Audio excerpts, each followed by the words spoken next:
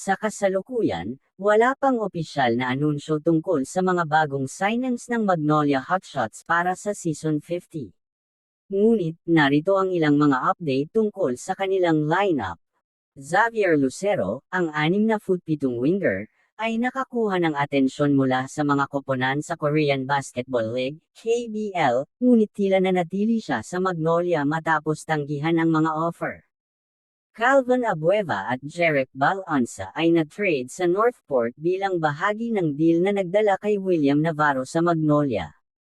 LA Tenorio ang bagong head coach ng Magnolia, na dating assistant coach ng team. Siya ay magdadala ng bagong estilo ng pagtuturo at paglalaro sa koponan. Ang Magnolia ay patuloy na nagsasaayos ng kanilang lineup para sa paparating na season, ngunit wala pang opisyal na anunsyo tungkol sa mga bagong signings.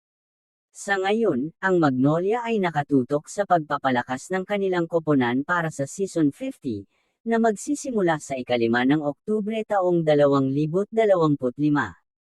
Ang kanilang mga laro sa International Games at ang PBA Season 50 Draft sa 7 ng Setyembre ay magiging mahahalagang bahagi ng kanilang paghahanda.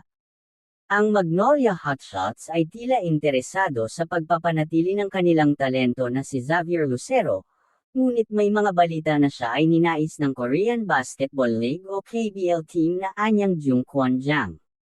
Gayunpaman, tila nawala ang interes ng anyang matapos ang kanilang desisyong ibalik si Renz Abando sa kanilang koponan para sa 2025 hanggang 2026 season.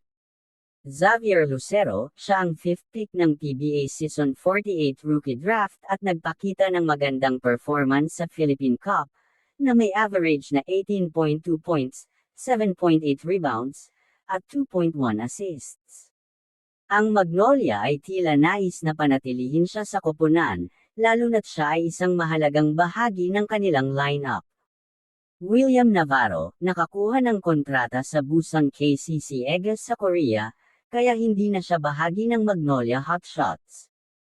Renz Abando, nakakuha ng kontrata sa anyang Jungkwon Jang sa KBL, kaya hindi na siya makakasali sa Magnolia. Ang mga pagbabago sa lineup ng Magnolia ay tila magiging interesante sa paparating na season, lalo na't may mga pagbabago sa kanilang koponan at coaching staff, sa pagdating ni LA Tenorio bilang bagong head coach. At yan ang update sa koponan ng Magnolia Chicken Team Plados Hotshots sa papasok ng bagong season.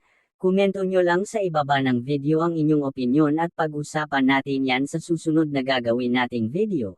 At kung umabot ka naman dito, paki-subscribe mo naman ang ating channel para marami pa tayong magawang video about sa PBA Basketball. Yun lamang po at maraming salamat po sa inyo.